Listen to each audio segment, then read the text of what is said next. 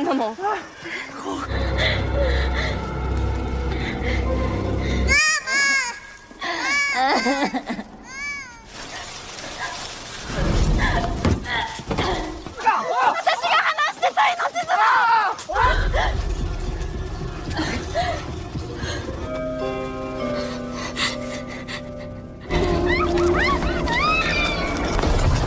Assalamualaikum warahmatullahi wabarakatuh. Kali ini saya akan membahas salah satu film Jepang bergenre horor tahun 2021 berjudul Suicide Forest Village. Menceritakan tentang hutan Aokigahara, salah satu tempat yang sangat terkenal di Jepang dengan nama hutan bunuh diri yang terletak di kaki gunung Fuji. Di pintu masuk hutan Aokigahara, para wisatawan yang berkunjung ke tempat tersebut akan menemukan papan besar yang berisi nasihat-nasihat dan kalimat persuasif untuk membatalkan niat bunuh diri bagi mereka yang berniat bunuh diri. Jepang adalah salah satu di antara 10 negara di mana warganya gemar memilih bunuh diri. Tradisi ini bahkan sudah ada sejak era Keshogunan.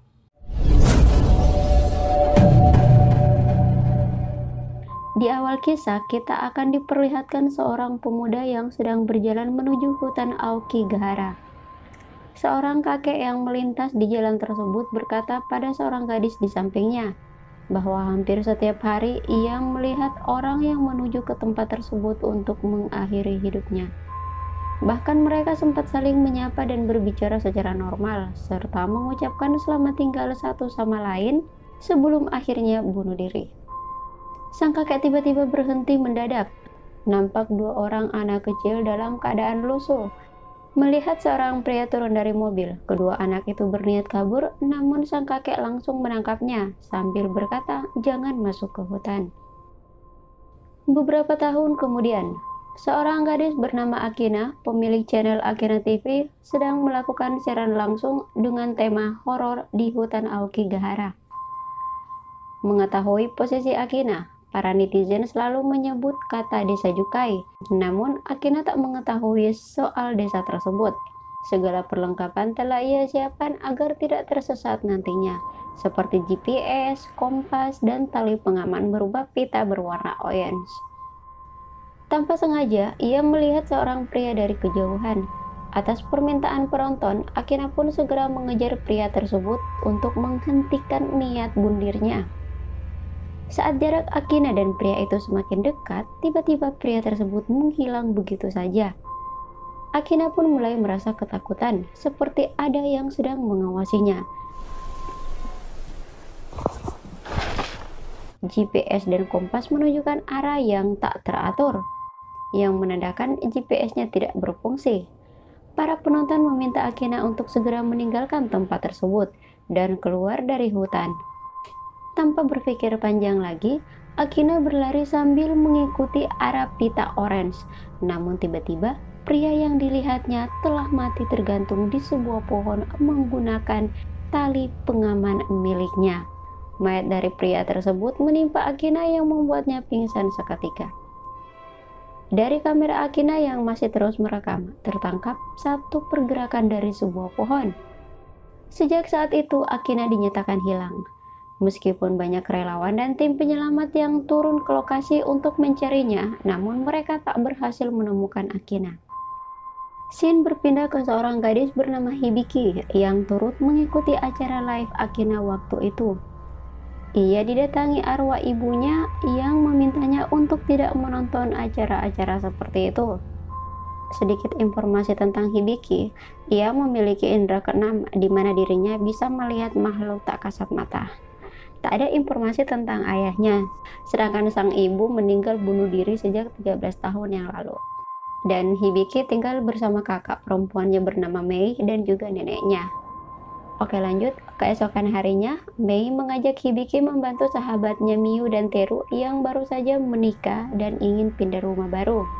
Ketika yang lain sedang sibuk mengangkat barang, Hibiki malah asik bermain dengan seekor ulat. Saat itu, ulatnya terjatuh. Raut wajah Hibiki berubah ketika melihat ke bawah. Ia pun segera turun mendekati tempat tersebut. Melihat tatapan aneh Hibiki, Teru pun mengikutinya dan memeriksa tempat itu. Tanpa sengaja, ia malah menemukan sebuah ruangan kecil dan gelap di bawah rumah barunya. Ia pun segera masuk dan keluar dengan membawa sebuah bungkusan berwarna merah. Penasaran dengan isinya, ia meminta istrinya Miu membukanya, yang ternyata itu adalah sebuah kotak aneh. Saat Miu akan menyentuhnya, Hibiki langsung berteriak menghentikannya. Pacar Mei bernama Shinjiro mendapat informasi dari internet bahwa itu adalah kotak terkutuk. Tertulis dalam artikel untuk tidak membuka dan menyentuh kotak tersebut. Miu langsung ketakutan karena telah membuka bungkusan itu. Shinjiro berinisiatif membawanya ke kuil dan meminta penjelasan tentang kebenaran kotak tersebut. Tak lama kemudian, seorang pria dari agen properti bernama Oyake datang. Mereka pun menceritakan tentang penemuan kotak itu. Merasa itu ditinggalkan oleh pemilik rumah sebelumnya, ia pun membawanya dan berkata akan mengurusnya. Hibiki yang bisa merasakan sosok mistik dalam kotak itu terus mengikuti Oyake dengan perasaan cemas. Dan tiba-tiba,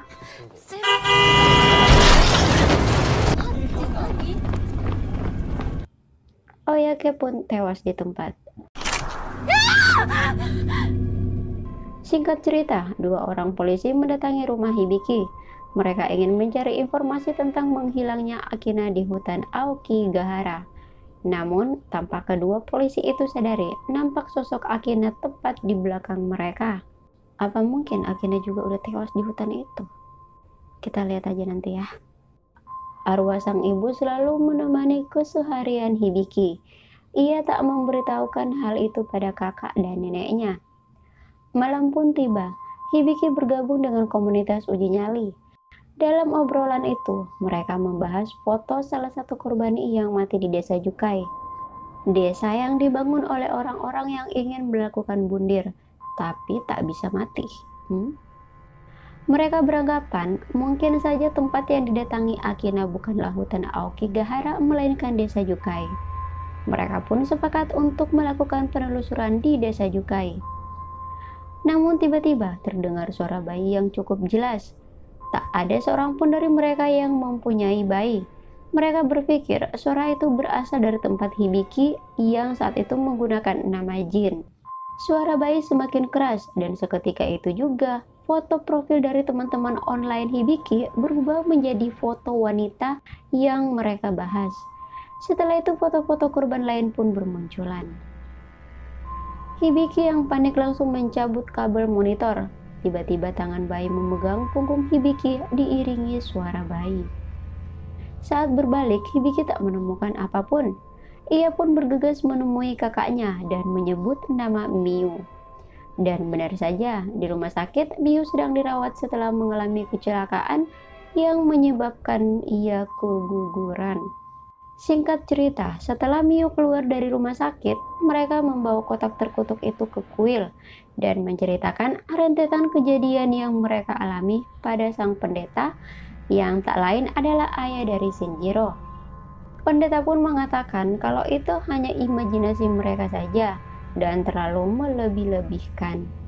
Menurutnya, kejadian yang mereka alami sejak menemukan kotak tersebut hanya bertepatan saja. Ia berjanji akan membuktikan bahwa kotak itu tidak seperti yang mereka pikirkan. Namun tetap saja pendeta akan membersihkan diri mereka dari kotak tersebut dengan syarat mereka harus menginap semalam di kuil. Malam itu Hibiki sedang berkeliling kuil. Tanpa sengaja ia masuk ke ruangan pendeta yang sedang mengusir roh jahat di kota kutukan. Tiba-tiba sesuatu terjadi pada kitab yang dipegang pendeta dan membuat kalungnya putus. Hibiki yang ketakutan segera meninggalkan ruangan itu. Namun sepanjang jalan ia melihat begitu banyak arwah yang datang berkumpul di kuil tersebut hingga di luar kuil. Dan tiba-tiba kedatangan Mei membuat semua arwah menghilang. Keesokan harinya, Hibiki dan komunitas pencinta horor yang berjumlah 5 orang mendatangi desa Jukai. Mereka berniat mencari tahu kebenaran tentang berita yang beredar di masyarakat dan juga mencari keberadaan Akina. Konon saat Gunung Fuji meletus, lahar membanjiri desa Jukai yang memakan ribuan korban jiwa. Mereka yang menjadi korban terkubur hidup-hidup di hutan itu. Hibiki tanpa sadar mematahkan dahan pohon yang sudah mengering. Anehnya, pohon tersebut bergerak. Ketika Hibiki mencoba membantu salah satu temannya yang terjatuh, tiba-tiba akar pohon itu menarik tangan. Hibiki yang panik langsung berlari keluar hutan. Semua orang kaget melihat tingkah aneh Hibiki yang ketakutan. Mungkin saja yang terjadi pada Hibiki hanya halusinasinya saja, karena teman-temannya tak melihat kejadian yang dialaminya. Malam pun tiba. Hibiki dikejutkan dengan keberadaan kotak terkutuk yang ada di hadapannya. Nampak seekor kelabang mati setelah masuk ke lubang kotak.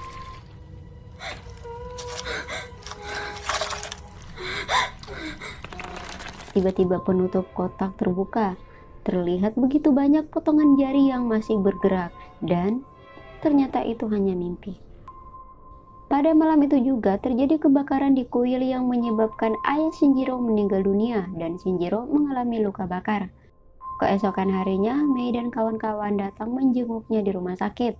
Tak lama kemudian, 2 orang polisi datang untuk menyelidiki kebakaran yang terjadi di kuil. Polisi memperlihatkan korek api yang mereka temukan di TKP. Mereka juga memperlihatkan rekaman CCTV kuil, di mana sebelum terjadi kebakaran, terlihat Hibiki sedang membakar kotak kutukan. Spontan semua orang menatapnya. Hibiki yang tak tahu apa-apa hanya terdiam seperti orang linglung.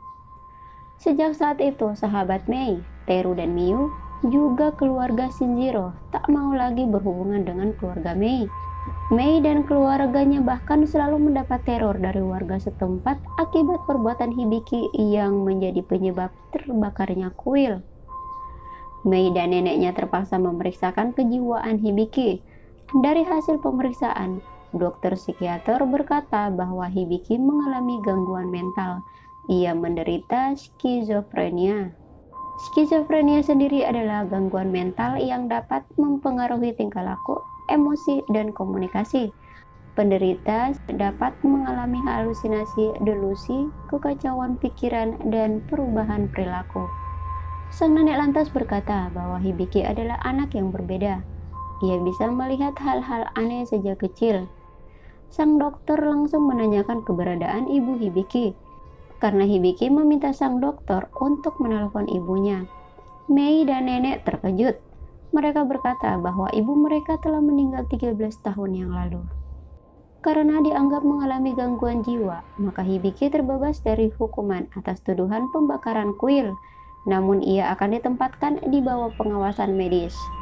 Sesampainya di rumah, sang nenek menceritakan rahasia Kotone, ibu mereka, di mana Kotone sama seperti Hibiki, memiliki kelebihan melihat makhluk gaib.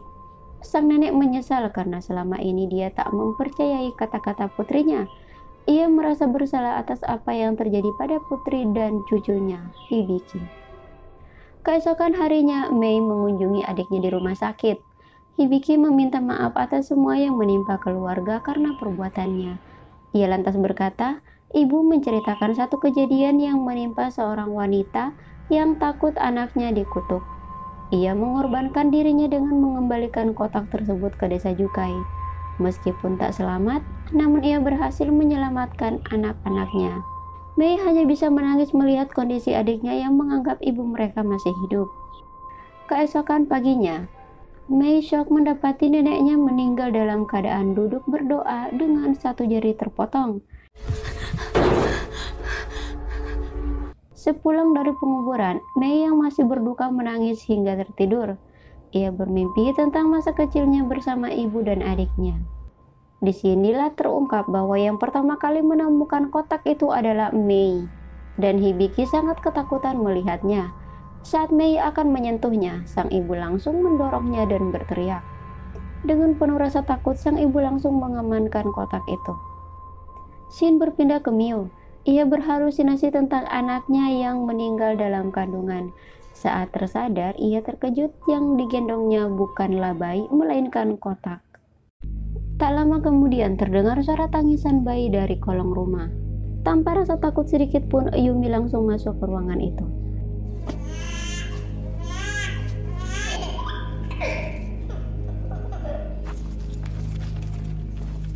kembali ke Mei yang baru saja terbangun. Tiba-tiba sebuah tangan menyentuh pundaknya sambil memanggil namanya, yang ternyata itu adalah suara Yumi. Mei segera menuju rumah Yumi, dan benar saja, Teru dan Shinjiro sedang mencari keberadaan Yumi. Dari aplikasi pencarian, mereka berhasil mendeteksi keberadaan Yumi yang sedang berada di desa Jukai. Mereka pun segera menuju desa Jukai. Sesampainya di sana, mereka malah bertemu kakek dan wanita yang kita lihat di awal scene tadi. Kakek tersebut menemukan ponsel Miu di dalam hutan. Teru dan Shinjiro tak berhasil menemukan Miu. Ayah Shinjiro pernah menceritakan kejadian tragis yang menimpa warga setempat. Banyak warga desa yang dikorbankan untuk menyenangkan dewa hutan dengan alasan mengembalikan mereka ke Tuhan. Sang kakek lantas berkata, itu hanya alasan mereka saja. Yang sebenarnya adalah mereka sengaja membuang orang-orang yang tidak mereka sukai untuk mengurangi populasi pada zaman itu. Namun hal itu tidak berlaku lagi di zaman sekarang. Hanya saja mereka yang ingin mati datang sendirinya untuk mengakhiri hidupnya. Dalam perjalanan pulang, Shinjiro akhirnya menyadari bahwa Hibiki sengaja membakar kotak itu untuk menyelamatkan mereka semua. Hal itu didukung dengan pernyataan ayahnya sebelum meninggal. Sang ayah meminta maaf kepadanya karena tak bisa menyingkirkan kutukan tersebut. Sekembalinya dari Jukai, Mei menemui adiknya keesokan paginya. Ia menanyakan alasan Hibiki membakar kotak itu, namun Hibiki tak mau menjawabnya. Ia hanya berkata kotak itu masih berada di suatu tempat, tapi ia tak tahu di mana tepatnya. Tiba-tiba Hibiki berteriak, "Kita semua akan mati. Mereka akan membawaku." Perawat dan dokter segera mengamankan Hibiki. Untuk melepaskan Hibiki dari rumah sakit jiwa, Teru berdebat dengan sang dokter yang berakhir dengan pertengkaran. Karena tak berhasil membawa Hibiki, mereka pun berniat melanjutkan pencarian Miu. Di pintu masuk rumah sakit, Teru berpapasan dengan seorang anak kecil yang menatapnya dengan tingkah aneh. Teru menemukan potongan jari tepat di depan pintu masuk. Ternyata jari tersebut milik sang dokter yang terjatuh dari lantai atas dan menimpa tubuh Teru. Ia pun tewas di tempat bersama sang dokter. Mei dan Shinjiro sangat terpukul atas kejadian itu. Keesokan paginya, Mei melihat Shinjiro yang sedang memasak. Ia pun bangun berniat membantu Shinjiro. Mei terkejut melihat kekasihnya sedang memotong jarinya tanpa merasakan sakit. Melihat Mei yang histeris, Shinjiro baru sadar kalau jarinya terluka. Ia langsung mencucinya dengan air dan membungkusnya dengan handuk. Mei yang panik segera menghubungi si kakek dengan posisi membelakangi Shinjiro. Tanpa Mei sadari, Shinjiro mengambil kembali pisau tersebut dan menggerek lehernya sendiri. Ia berhasil dilarikan ke rumah sakit. Tak lama kemudian, kakek datang. Mei menanyakan tentang kotak kutukan. Kakek lalu menceritakan awal mula kotak tersebut. Dulu, orang-orang yang tak bisa mati di Jukai membangun desa di tengah hutan, dan kotak itu lahir begitu saja di sana. Mereka percaya kemunculan kotak tersebut merupakan kutukan atas pembalasan dari korban-korban yang dibuang dan dikorbankan ke dewa hutan Jukai. Si kakek lalu menceritakan kalau dulu ia pernah menyelamatkan 2 orang gadis kecil yang ternyata itu adalah Mei dan Hibiki kecil. Sementara itu di desa Jukai, tim SAR, relawan dan si kakek sedang melakukan pencarian terhadap Miu. Si kakek menemukan mayat Miu di mana tubuhnya hampir menyatu dengan pohon. Kembali ke Mei, setelah mendengar cerita si kakek, Mei bergegas pulang ke rumah mencari sesuatu yang kemungkinan berhubungan dengan kotak kutukan. Dan benar saja, ia menemukan peta desa Jukai di lantai kamar mendiang ibunya. Ia pun teringat dengan apa yang diceritakan Hibiki. Mei akhirnya sadar, selama ini Hibiki tak berhalusinasi dan percaya dengan semua ucapan adiknya. Mei segera merekam gambar tersebut. Anehnya, rekaman dari HP-nya seperti menangkap beberapa sosok, dan setiap jepretan gambar yang diambilnya akan muncul kejadian-kejadian yang berhubungan dengan kotak, di mana jari-jari para korban dipotong dan dimasukkan ke dalam kotak. Kotak tersebut juga terlihat seperti nyata. Mei yang mulai ketakutan sangat terkejut ketika kakinya menyentuh kotak itu. Keesokan harinya, ia memberanikan diri untuk mengikuti arahan adiknya mengembalikan kotak itu pada tempatnya. Bermodalkan peta di kamar ibunya, ia pun berhasil menemukan desa di tengah hutan Jukai dan meletakkan kotak tersebut di tempat semula. Setelah itu ia bergegas keluar dari hutan. Namun ia kesulitan mencari jalan keluar. Tanpa diduga, Mei malah bertemu Akina. Berarti Akina masih hidup ya. Akina merasa sangat bersyukur bisa bertemu Mei. Selama ini ia tersesat dalam hutan dan tak bisa keluar karena GPS dan kompasnya tidak berfungsi. Tak lama kemudian 5 orang teman Hibiki yang waktu itu ditinggal Hibiki juga muncul. Jadi setelah ditinggal Hibiki, mereka itu nggak pernah keluar dari hutan ya. Mereka pun senang akhirnya berhasil menemukan Akina dalam keadaan hidup. Mereka segera mencari jalan keluar. Dari tempat itu, Akina melihat pita miliknya. Ia berteriak kegirangan, begitupun yang lainnya.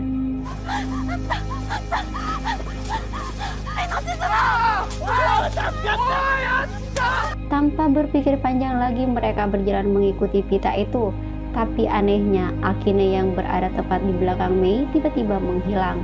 Mei dikejutkan dengan pemandangan yang sangat mengerikan, yaitu tubuh Akina yang mati tergantung oleh pitanya sendiri dan mayat-mayat teman Hibiki yang berada di atas pohon, yang artinya mereka semua sudah tewas dan barusan Mei ditemani oleh arwah mereka. Waduh, bikin merinding itu. Melihat pemandangan tersebut, Mei jatuh pingsan. Malam pun tiba. Mei tersadar dari pingsannya ketika sang ibu membangunkannya. Namun sayang, Mei sudah berada di desa tengah hutan dengan tangan kaki yang terikat. Terlihat Teru dan Miu di hadapannya. Mereka berdua terlihat senang karena Mei akan bergabung dan tinggal bersama mereka di hutan. Teru berkata sebentar lagi Hibiki akan segera tiba. Ritual pun dimulai. Miu mengambil gunting dan siap memotong jari Mei untuk menjadikannya salah satu dari mereka. Mei berteriak sambil memohon agar Miu tak melakukannya.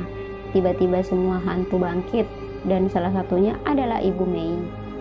Ibunya menghentikan Miu dan mengambil alih gunting tersebut. Mama!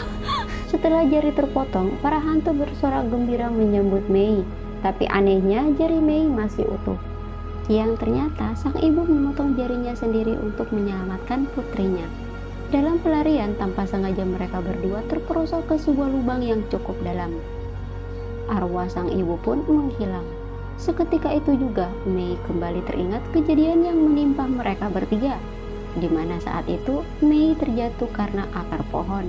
Ibu lantas melepaskan akar-akar pohon tersebut.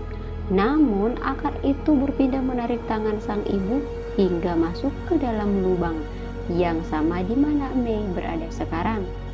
Ibu meminta kedua putrinya untuk segera meninggalkan hutan. Ia berpesan pada Mei agar selalu menjaga adiknya. Disinilah terungkap bahwa sebenarnya ibu mereka tak mati bunuh diri, melainkan kecelakaan dan mati kelaparan. Sambil menangis, Mei mendekap mayat sang ibu. Tak lama kemudian, Miu dan Teru datang.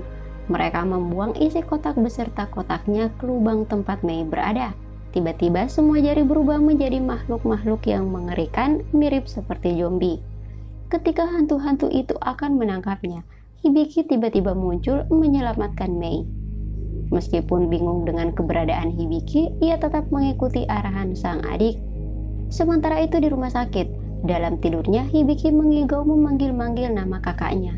Saat tersadar, tubuhnya sudah berada di udara, dikelilingi akar-akar pohon dan menghempaskannya ke tembok. Yang ternyata Hibiki masih berada di rumah sakit dan yang menolong Mei adalah roh dari Hibiki. Ia berusaha bertahan demi menyelamatkan sang kakak. Akar-akar pohon mulai menggerayangi tubuh Hibiki, lalu melemparnya ke atas. Hibiki semakin kehabisan tenaga menghadapi hantaman secara bertubi-tubi dari makhluk-makhluk gaib. Merasa tak kuasa menahan rasa sakit, Hibiki terpaksa melukai tangannya berniat mengakhiri hidupnya. Kembali ke gua, di mana semua hantu perlahan-lahan berubah menjadi pohon. Tiba-tiba terdengar suara bisikan yang membuat pendengaran Mei terganggu. Hibiki merasa panggilan tersebut ditujukan kepadanya. dan meminta kakaknya untuk segera pergi dari tempat itu. Jelas saja Mei menolaknya dan mencoba menahan sang adik. Saat ia melihat tangan sang adik, ternyata jari Hibiki telah terpotong. Itu artinya Mei tak bisa lagi menyelamatkan adiknya. Sang adik lantas memeluk kakaknya dan berkata bahwa dirinya akan selalu bersama Mei, lalu mendorong tubuh sang kakak dan berjalan mundur. Perlahan-lahan akar pohon mulai melilit tubuhnya hingga menyatu dengan pohon dan tewas. Mei berhasil selamat dan keluar dari hutan. Tak lama kemudian si kakek datang menjemput Mei. Singkat cerita, waktu pun berlalu. Mei kini telah menikah dan memiliki seorang putri bernama Nenek Washio. Wajah suaminya tak diperlihatkan, meskipun ada bekas luka di tangan dan berambut gondrong. Belum bisa dipastikan apakah itu Shinjiro atau bukan, apalagi warna rambutnya juga beda. Sejak berada di ruang operasi, nasib Shinjiro tak diketahui apakah ia selamat apa enggak. Di akhir cerita diperlihatkan nenek yang sedang sibuk mencari sesuatu sambil memanggil-manggil nama Hibiki, dan ternyata yang dicari nenek adalah kotak terkutuk dan tamat. Di akhir film akhirnya kita tahu ya bahwa anak Mei itu ternyata sama seperti ibu dan adiknya Hibiki. Oke, sampai sini dulu cerita hari ini. Jika suka dengan video ini boleh minta like-nya ya. Sampai jumpa lagi di film-film berikutnya. Wassalamualaikum warahmatullahi wabarakatuh.